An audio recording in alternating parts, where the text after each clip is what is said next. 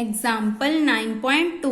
Let x1, x2, xn be a random sample from n 0, sigma square. Show that t is equal to summation I is equal to 1 to n xi square upon n is a minimum variance bounded estimator of sigma square. Also find variance of t. इस example की second statement क्या है? इन sampling form n 0, sigma square show that summation xi square upon n is minimum variance bounded estimator for sigma square, but there is no minimum variance bounded estimator of sigma square itself. ज्यादातर paper में ये statement आती है, तो आपने इस statement को अच्छे से ध्यान में रखना है. आप बुक में इसकी स्टेटमेंट लिख सकते हो. फर्स्ट हमारा पीडीएफ क्या होता है नॉर्मल का? 1 अपॉन √2 पाई सिग्मा e की power -1/2 x minus mu upon sigma square. यहाँ पे म्यू की वैल्यू क्या है? 0 और sigma square as it is. तो यहाँ पे क्या आ जाएगा? √2 पाई सिग्मा. यहाँ पे अंदर सिग्मा स्क्वायर भी लिख सकते हो क्योंकि हमें आगे सिग्मा स्क्वायर चाहिए, इसलिए मैंने इसको √ सिग्मा स्क्वायर रखा है. तो ऊपर क्या आ गया? e की power -1/2 x square upon sigma square. ये अप टू n टाइम्स है, तो यहाँ पे क्या आ जाएगा? n. और यहाँ पे क्या आ जाएगा? Summation i is equal to 1 to n.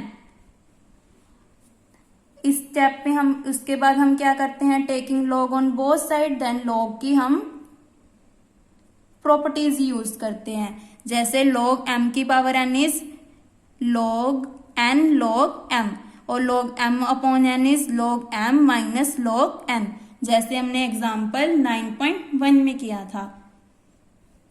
इसका एक क्वेश्चन एक्सरसाइज में भी है, वो भी क्वेश्चन मोस्ट इंपॉर्टेंट है. सो आपने वो क्वेश्चन को भी अच्छे से कर लेना है. नेक्स्ट स्टेप में क्या किया? log 2 पाई. log mn क्या होता है? log m plus log n. But आगे क्या है? माइनस, तो यहाँ पे भी माइनस आ जाएगा.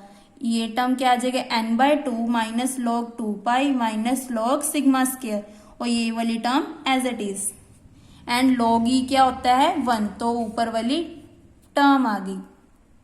इसे दिया था हमने इक्वेशन नंबर 1 और इसे दे दिया हमने इक्वेशन नंबर 2. नेक्स्ट स्टेप में हम क्या करते हैं? जो भी हमारा वेरिएबल होता है उसका with respect to partial derivative कर देते हैं. पार्शियल डेरिवेटिव करेंगे, फिर ये हमारा कांस्टेंट है 0, इसका partial derivative 1 upon sigma square. Sigma square का partial derivative with respect to sigma square is 1. आपने हमेशा ध्यान रखना है कि यहाँ पे सिग्मा स्क्वायर है, तो आपको इसको सिग्मा स्क्वायर ही लेके चलना है. कई बच्चे इसको क्या करते हैं? 2 सिग्मा लेके करके डेरिवेटिव कर देते हैं, जैसे कि 1 अपॉन सिग्मा स्क्वायर कर देते हैं, फिर उसका डेरिवेटिव कर देते हैं 2 सिग्मा. इसके साथ आपका सारा क्वेश्चन रॉन्ग हो जाएगा. तो आपने ध्यान रखना है कि यहाँ पे सिग्मा स्क्वायर है. यहाँ आप लिख सकते हो partial derivative with respect to sigma square. Similarly हमने इसका कर दिया पार्शियल डेरिवेटिव, क्या आ जाएगा? 1/2. यहाँ a ऊपर चल जाएगा सिग्मा स्क्वायर, पहले इसकी पावर क्या आ जाएगी? आगे -1, देन यहाँ पे क्या आ जाएगा? -1. सिग्मा स्क्वायर का डेरिवेटिव इज 1, तो minus minus plus 1/2 sigma square, ऊपर क्या आएगी? माइनस पावर 2, तो 2 2 ज़ा 4, माइनस को नीचे लेके जाएंगे तो +4. और summation i is equal to 1 to n xi square as it is.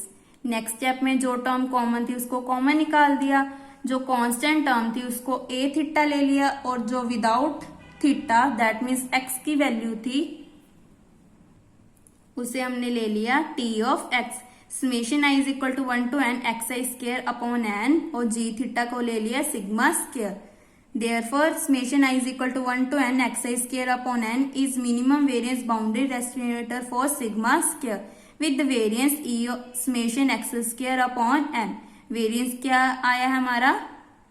2 sigma की पावर 4 अपॉन n, जो हमारा ये है, क्योंकि ये इसके नीचे आता है. ये इसको हम किसके साथ कंपेयर करते हैं?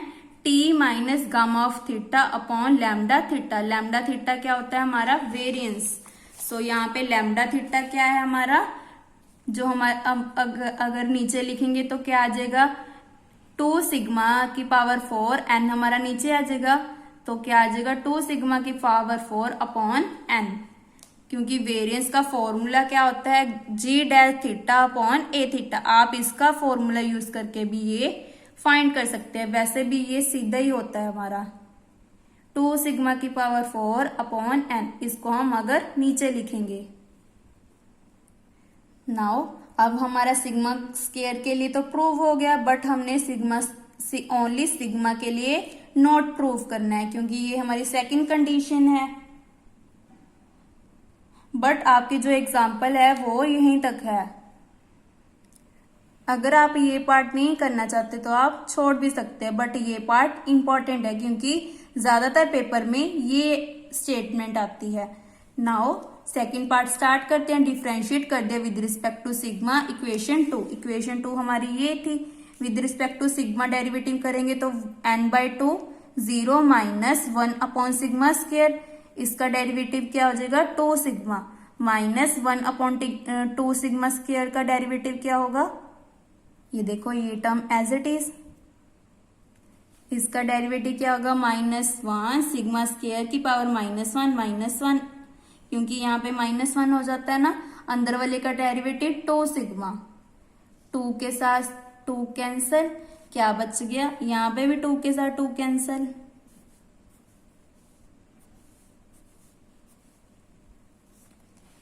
-n upon sigma minus minus plus summation i is equal to 1 to n xi upon sigma की पावर 3।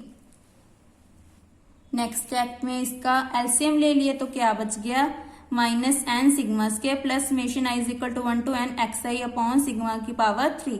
नेक्स्ट स्टेप में क्या किया, n के साथ मल्टीप्लाई एंड डिवाइड कर दिया, तो यहाँ पे क्या आ जाएगा common n sigma upon sigma की पावर 3।